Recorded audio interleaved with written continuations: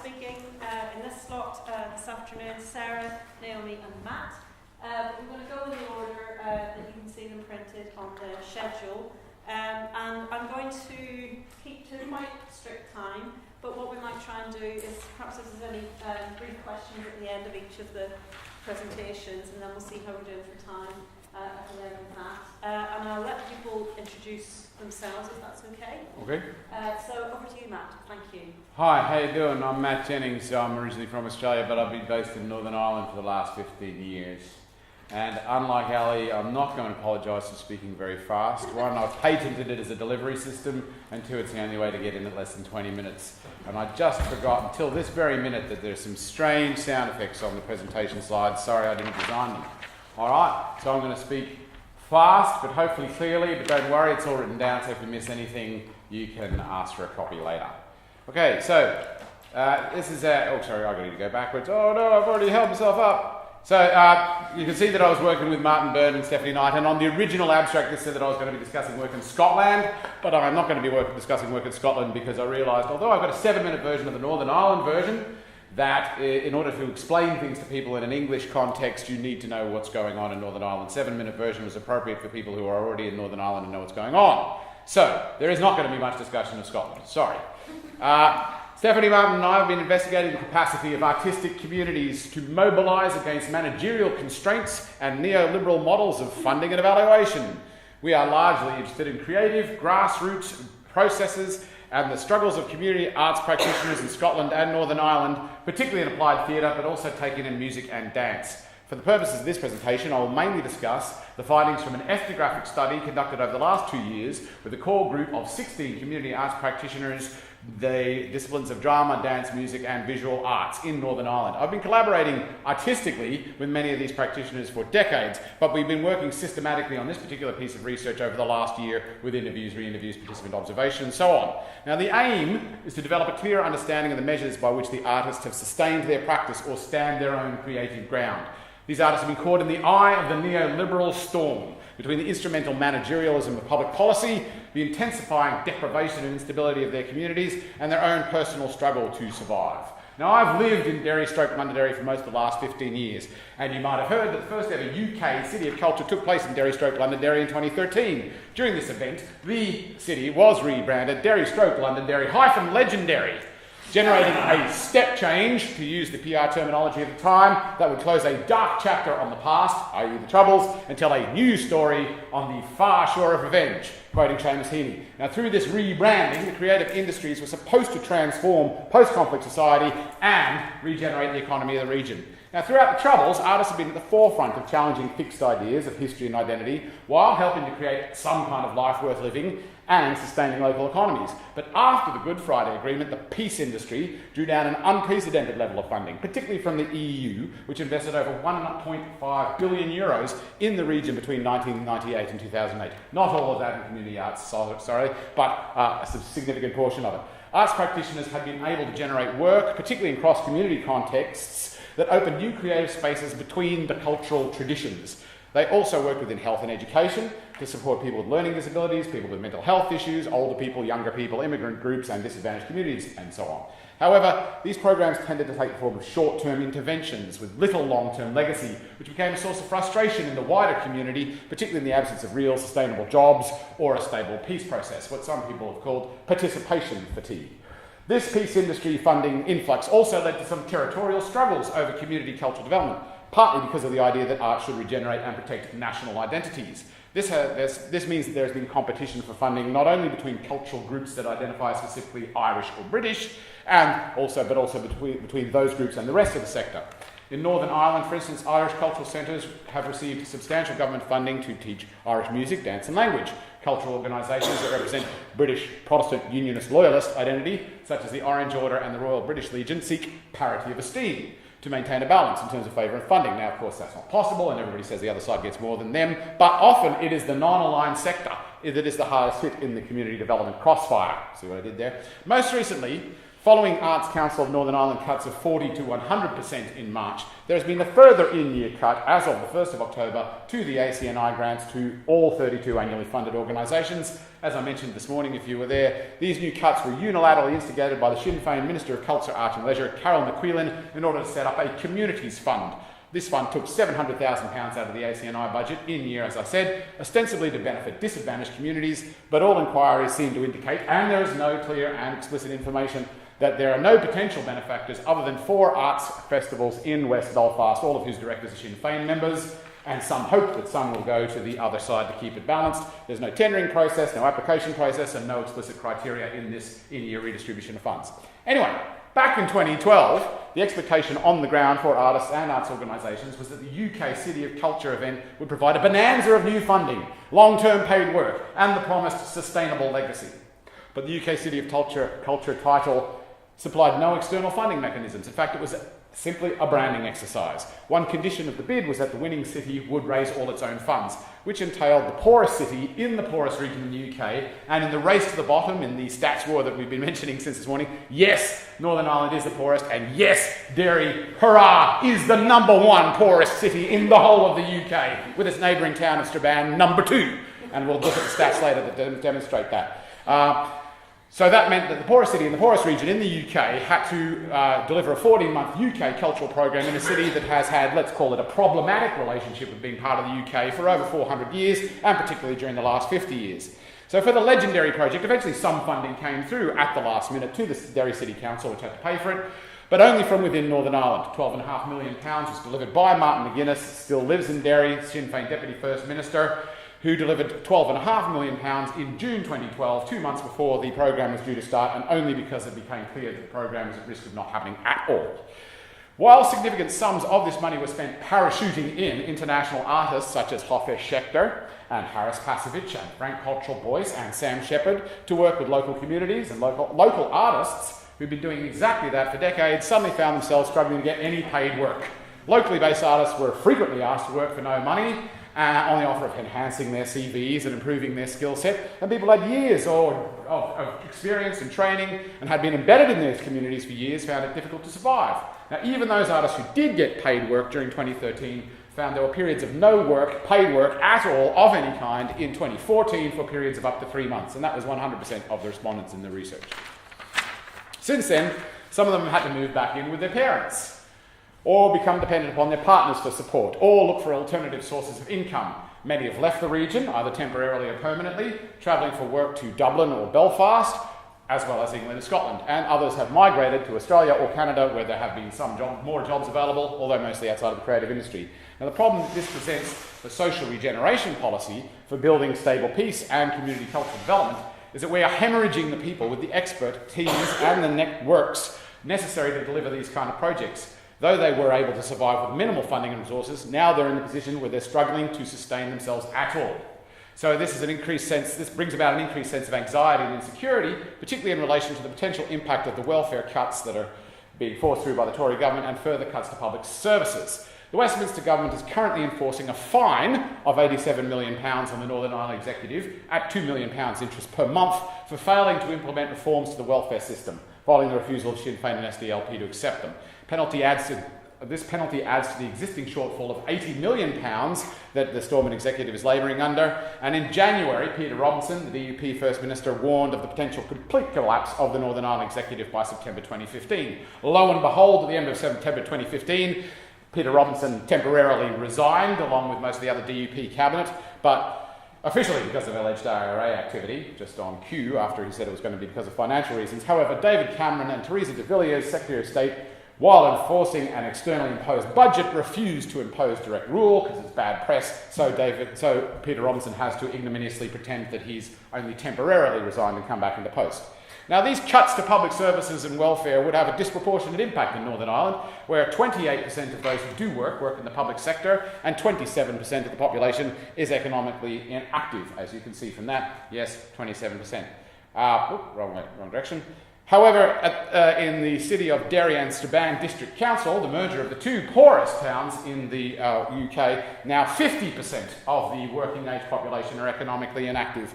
35% have no qualifications. It is the lowest life expectancy of any city of its kind in the UK, number one. And also on top of that, we have the rarely reported 27 bombing incidents and 25 paramilitary shootings between 1st of August 2013 and July 2015 alone. And that's just in the Derry and Strabane district. Of course, you don't hear about that because we don't want to starve the terrorists of the oxygen and publicity. While we keep on hearing about Abu McTarter and all these fictional terrorists, I don't know, but we can't talk about the real ones.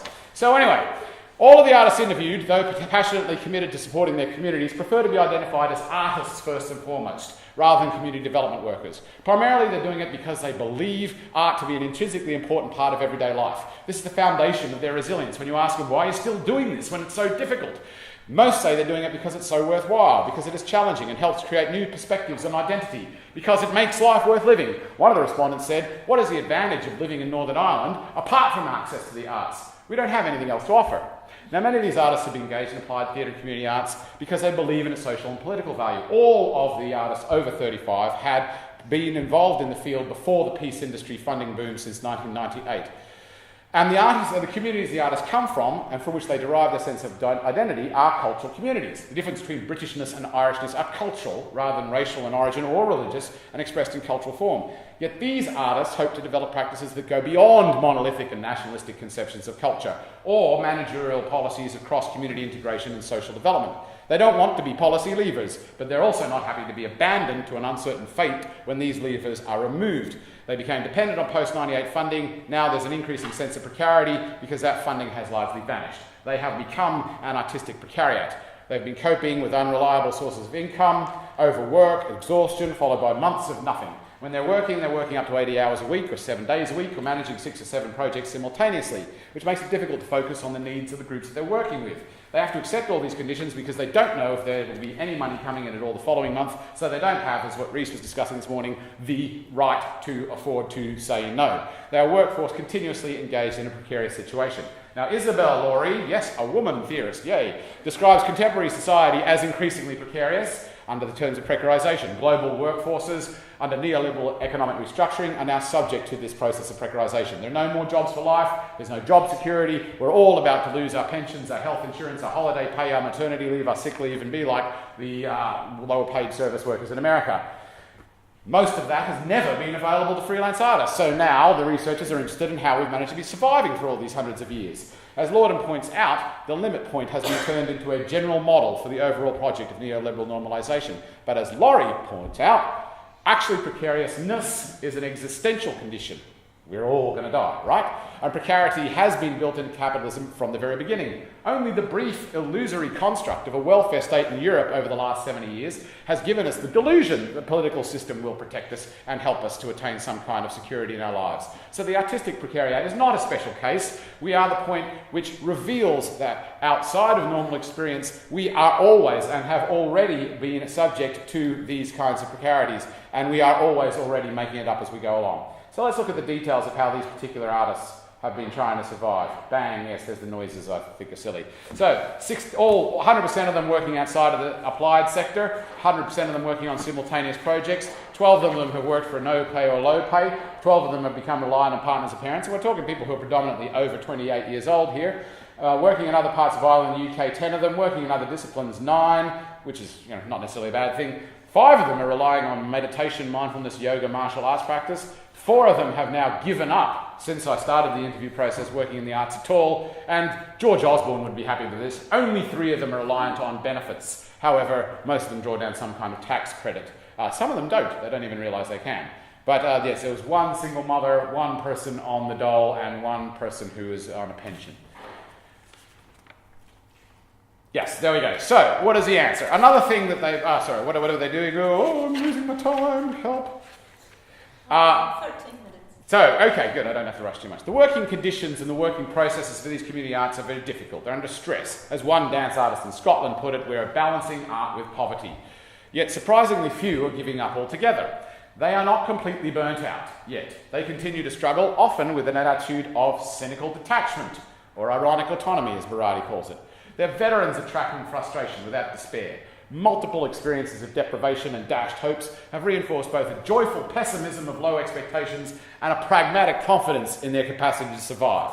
As one of them said, so there's Gabrari says, do not hope, do not expect any solution from politics, do not be attached to things, do not take part in the game. A little bit bleak. He also says murder-suicide is the only logical response to liberal capitalism. But anyway, on the other hand, Esther, who we've sadly lost to becoming a sous chef, is no longer one of the best facilitators in dance or drama we did have in the region, says, what's the point in talking to politicians about it? They're just privatising the NHS. They don't care whether or not kids in Donnamana have their first opportunity to do any dancing. But these approaches, this mentality, has helped them to survive and preserve their sanity. Right, so what are they doing to survive as organisations? One thing the organisations and artists have increasingly been doing is charging participants for participation and asking them as well to engage in fundraising activities. Why not? They believe in the project and it's them that benefit.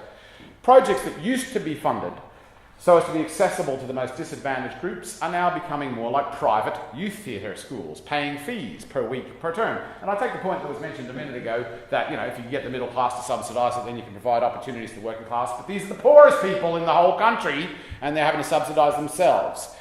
They are running funding drives like bake sales, car boot sales, charity raffles, and online crowdfunding campaigns. But again, if you're doing these in disadvantaged areas, you're asking the people who have the least to give the most. Another thing that they're doing is sharing resources. Echo Dance Theatre, for example, have been providing studios and technical support at low cost or no cost for a range of community arts groups and individual artists who can no longer afford to continue elsewhere. But unfortunately, Echo is now, as of 3 weeks ago, at risk itself, following the 8% in-year cuts to the ACNI grant. Being a charitable organisation that receives arts funding, they have a zero-sum annual budget, so now they're at risk of bankruptcy. And sudden blows like this limit the capacity of those larger organisations to support the smaller artists and participants. Now, at some points in interviews, the older artists express nostalgia for the days before the peace process, or before some local authority intervention, saying, we had more control then. Oh, wasn't it great during the war? We had more control then. We were more authentic. We were less compromised in our work. There was more solidarity. Spirit of the Blitz, but they don't talk about that much in Derry, and Spirit of the Blitz is outside. But at other times, they get angry about the use of art, the instrumentalism of art, where it is reduced in some sense to a cheaper form of social work or public relations. And that's got something to do with Laurie talking about non-sovereignty, right? But not only do we think about non-sovereignty, we don't want to be bossed around by the instrumentalists. At the other time, they express this in terms of indignation. Indignation. Laudon identifies Spinoza's version of indignation as the point at which the individual drive does no longer follow the master drive, and then we get pissed off enough to do something about it. You know, like Battleship Potemkin. So Steve Batts, the dance practitioner in Derry, had a good way of describing the problem of the tension between arts and instrumentalism, as in, he said, art is not a lever and people cannot be levered. And he uses the lever term because that was the explicit term used within the 2013 City of Culture funding applications. How is your program going to lever social development for the region? Collaborative and participatory arts are tactical practices of resistance. They are not strategic instruments. Now, in the last 6 months, I have been intensely involved in community planning strategy meetings and lobbying pitches on behalf of the community arts sector with public bodies and officials in Northern Ireland, such as the Arts Council of Northern Ireland, City of Derry and Strabane District Council, the Department of Social Development, and Martin McGuinness himself, as close to me as you are now, me and Martin, eyeball to eyeball, mate. I don't know why people seem to think I could talk about this stuff. And these meetings have revealed, one, an astounding lack of transparency, accountability, or due governance at any level of decision-making in the entire country, including the Ulster University, which is sacking 220 of my lecturing colleagues without a business plan, which apparently they don't feel required to provide. Right? So, on one hand, everybody's filling out forms on the grassroots level. On the other hand, nobody has any criteria or is required to provide one. 2 minutes. I'm almost finished. However, the other thing that has been the focus of these strategic discussions has been the possibility of raising funds through corporate sponsorship and tourist industry collaboration. The hope is we might follow Australian examples of corporate funding for community and cultural development. For example, the Queensland Music Festival, who obtained sponsorship from Rio Tinto and BHP mining companies, because a lot of their employees live in that area. Or Milk Crate Theatre, a theatre company for homeless people, which is sponsored by IKEA. Now, the City of Derry Strabane District Council and some other arts organisations have begun to embrace this idea. There's an IKEA in Belfast, opened in 2008, famous photograph, Martin McGuinness and Ian Paisley on the same couch.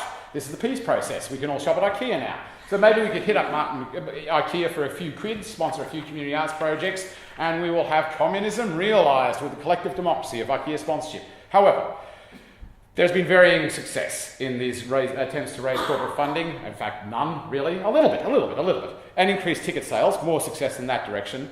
But with cash flow projections thrown in disarray by funding cut after funding cut after funding cut, including in-year cuts, many of the organisations are now at risk of folding altogether. And of course, their first response is to cut freelance contracts. So the legacy of the City of Culture has become unsustainable at all.